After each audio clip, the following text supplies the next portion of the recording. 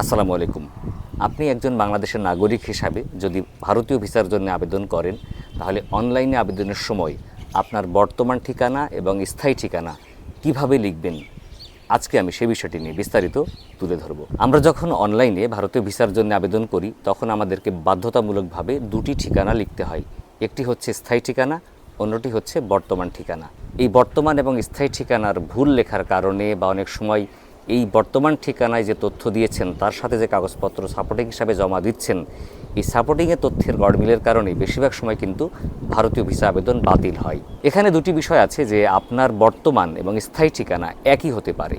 যদি একই ঠিকানা হয় তাহলে আপনার ঝামেলা কম।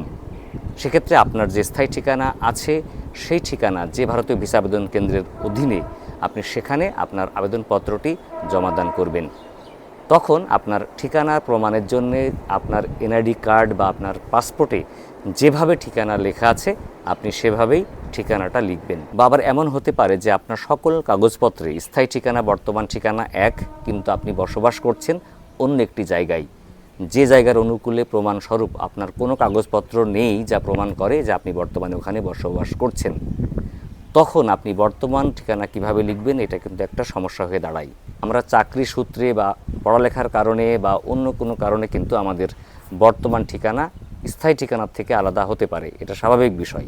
আপনার বর্তমান ঠিকানা প্রমাণের জন্যে সাপোর্টিং হিসাবে জমা দিতে হবে ওই বাসার যে কোনো ইউটিলিটি বিলের কপি। ইউটিলিটি বিলের কপির মধ্যে আছে বিদ্যুৎ বিল, গ্যাস বিল, পানির বিল, টেলিফোন বিল কিংবা বাসার হোল্ডিং ট্যাক্সের যে রসিদ আছে সেই রসিদ। তো আপনি এখানে যে কাগজটা সাপোর্টিং হিসাবে সাবমিট করবেন সেই কাগজটাতে বর্তমান ঠিকানা ঠিক যেভাবে লেখা আছে আপনি সেইটাকেই ইংরেজি করে শুধু লিখে দিবেন।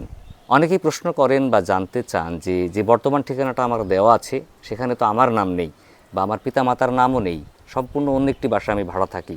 সেটা কোনো বিষয় না বা কোনো অসুবিধাও না, কারণ বেশিরভাগ ক্ষেত্রেই আমরা কোনো বাসায় ভাড়া থাকি। সেক্ষেত্রে আপনি ঠিকানা লেখার সময় সাপোর্টিং ডকুমেন্টস হিসাবে যেটা জমা দিবেন, হতে পারে যে বিদ্যুৎ বিলের কপি জমা দিয়েছেন, সেখানে যদি কারোর নামে বিদ্যুৎ বিল হয় তখন কি করবেন, প্রথমে আপনার নাম লিখবেন, তারপরে লিখবেন কেয়ার অফ ওই বিদ্যুৎ বিলে যে ব্যক্তির নাম দেওয়া আছে তার নাম, তারপরে ওখানে গ্রাম, মহল্লা, রোড নাম্বার, হাউস নাম্বার বা অন্য যা ঠিকানা দেওয়া আছে, থানা, উপজেলা, জেলা, সব ওই বিদ্যুৎ বিলে যেভাবে লেখা আছে ঠিক সেভাবেই লিখবেন।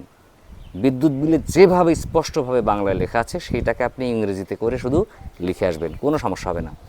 অনেক সময় অনেকে কী করে যে বিদ্যুৎ বিলে একরকম ঠিকানা দেওয়া আছে, আবার ওই বাসার গেটে অন্যরকম ঠিকানা দেওয়া আছে, বা বাসায় যে একটা হোল্ডিং নাম্বার সহ একটা নেম প্লেট থাকে, নেম প্লেটে অন্যরকম ঠিকানা আছে, অনেকে সেই ঠিকানাটা লেখে। এই ভুলটা কখনো করবেন না, করলে কিন্তু আপনার ভিসা আবেদন বাতিল হবে, এমনকি আপনার আবেদনটা জমা নাও নিতে পারে। অনেকেই বলেন যে ভাই আমার বর্তমান ঠিকানার বিদ্যুৎ বিল দেওয়া হয় প্রিপেইড মিটার, সেখানে তো কোনো ঠিকানা দেওয়া নেই। বা অনেকেই বিকাশ, রকেট বা মোবাইল ব্যাংকিংয়ের মাধ্যমে বিদ্যুৎ বিল পরিশোধ করেন, ফলে কোনো রিসিট হয় না।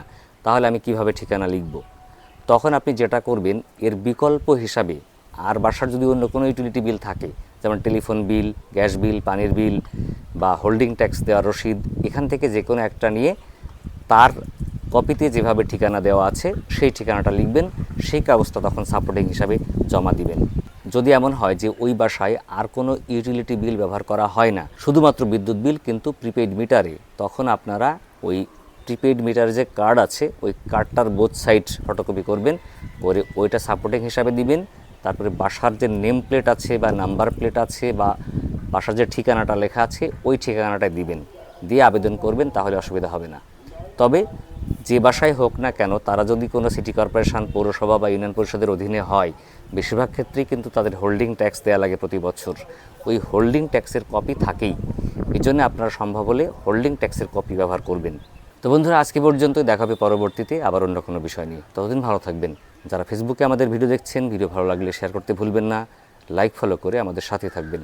ডেসক্রিপশনে থাকবে আমাদের ফেসবুক পেজ এবং ফেসবুক গ্রুপের লিঙ্ক, সেখান থেকে যুক্ত হয়ে যেতে পারবেন আমাদের সাথে। আপনাদের কোনো প্রশ্ন বা মতামত থাকলে লিখতে পারেন সেখানে আমি ছাড়াও অনেক এক্সপার্ট মেম্বার আছেন যারা প্রশ্নের খুব সুন্দর জবাব দিয়ে থাকেন। আল্লাহ হাফেজ, আসসালামু আলাইকুম আ রহমতুল্লাহ।